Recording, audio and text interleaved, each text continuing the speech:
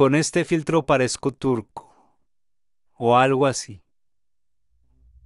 Con este pelo estilo Albert Einstein no está nada mal. Pues resulta que ayer fui a ver la película de cada martes. Esta vez fue una película que se llama Toda la luz que podemos ver. Y es una película que trata sobre el volcán Popocatépetl. Una película sui generis por cómo fue estructurada. Esta película fue estructurada de una manera como una oda al volcán Popocatépetl y al Iztaccíhuatl. Estos dos grandes volcanes que están allá entre el estado de Puebla y el estado de México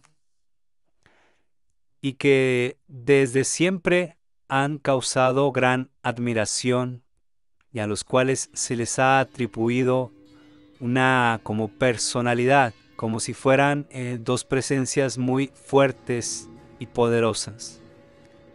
Y cómo no, si son dos volcanes tan grandes, el Popocatépetl, un volcán activo actualmente, y el Iztaccíhuatl, la mujer dormida, pues es un volcán dormido. Toda esta película fue simplemente como una sucesión de distintos narrativas, como cuento, poesía, cantos, de diferentes épocas, desde la época del prehispánica, pasando por la época de la colonia, hasta la época actual. Por lo que fue un poquito complicado de entenderla en principio, porque cuando uno ve cine espera ver una película pues que entretenga, que tenga personajes, que tenga un hilo conductor o una narrativa fácil de entender. Y en este caso no era así.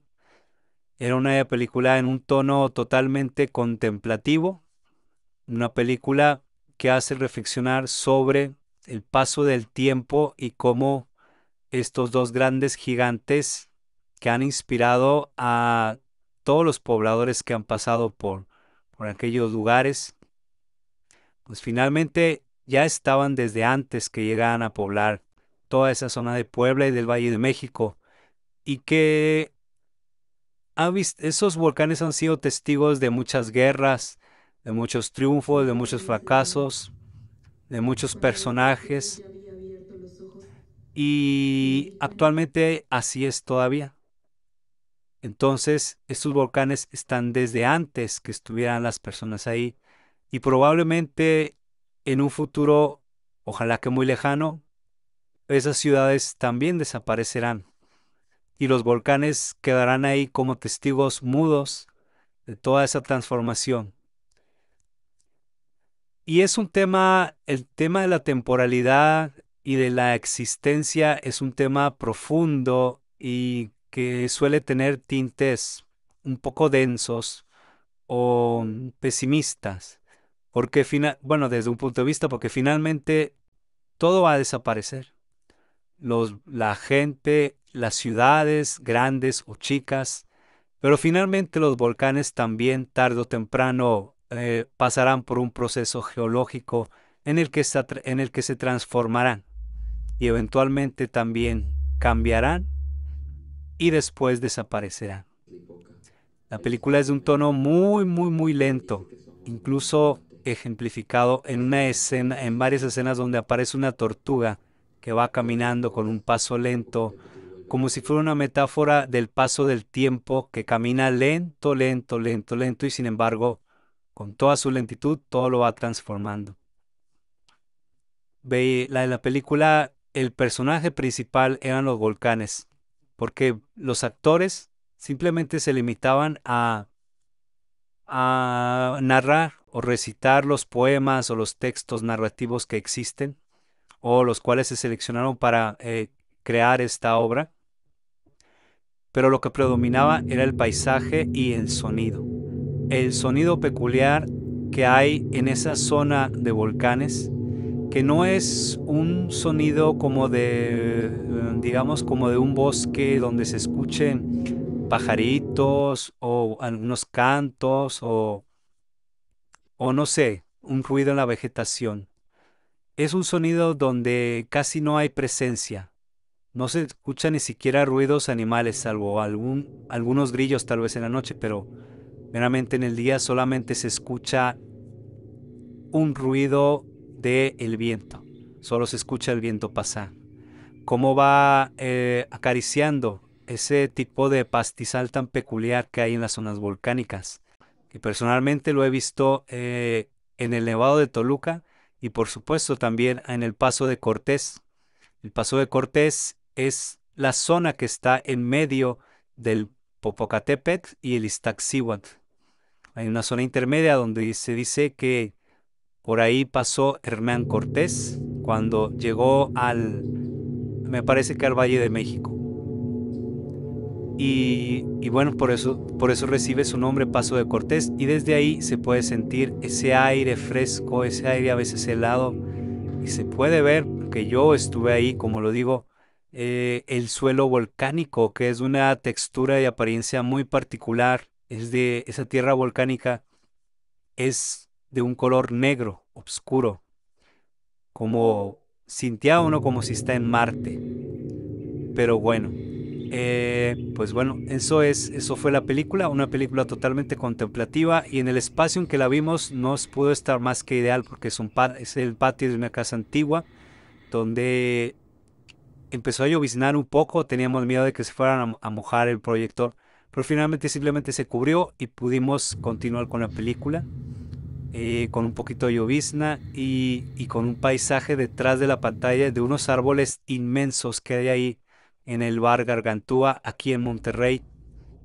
Y pues fue como que una experiencia muy completa y diría yo casi inmersiva por esas características de la película y tanto el ambiente en el que estábamos donde se proyectó.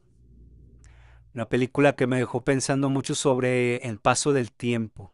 Al final vemos un atardecer en el transcurso como de 20 minutos para darnos una idea de cuán lenta era la película. En 20 minutos, que era simplemente la toma del Popocatépetl y la luz inclinada de la tarde moviéndose conforme pasaban los minutos, hasta ir cerrándose el cielo, el horizonte y quedar en total obscuridad. Me parece que es una metáfora, como decía, del fin de los tiempos, de cómo al final la gente y todo lo que hay y también los volcanes van a desaparecer, quedando todo en una pasmosa y vacía obscuridad. Pero bueno, es una visión pesimista, pero la existencia como la conocemos y como la vivimos, pues es el hoy.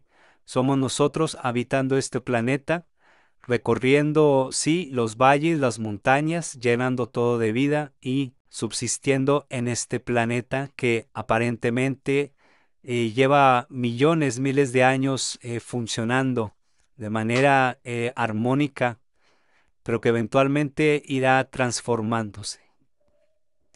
Y pues bueno, fue una gran experiencia y el próximo martes inicia otro ciclo.